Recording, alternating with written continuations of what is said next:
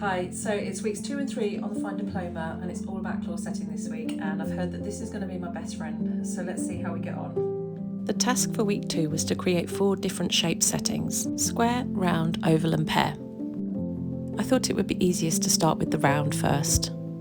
This involved making 2 circles to create the seat for the stone, one large and one small, which were then soldered shut. The next stage was to make some claws out of slightly smaller wire.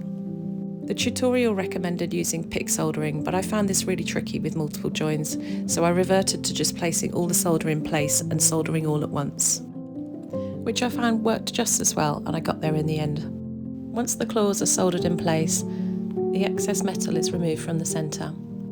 I then checked the fit of the stone. I then used the yellow ochre to protect my solder joints whilst I soldered a band to the back of the setting.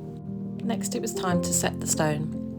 Bend up the claws, cut off the excess wire, and then file them smooth across the top. I was quite nervous about the filing part, but I realised over time that the CZs were quite forgiving.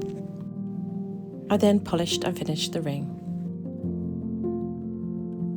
Once the practice settings were made, I carried on to the next week's project, which was to make a pair of earrings using pear and oval shaped stones. And of course, I did have a few more soldering disasters along the way. It was very easy to apply too much heat, so I had to be careful with my torch. Once all of my settings were made, I decided to clean them up a little bit inside with a ball burr.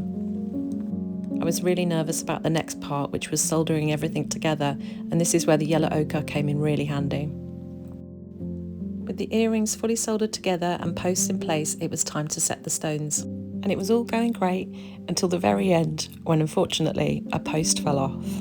So my top tip and lesson for this project is to double check that before finishing the stone setting.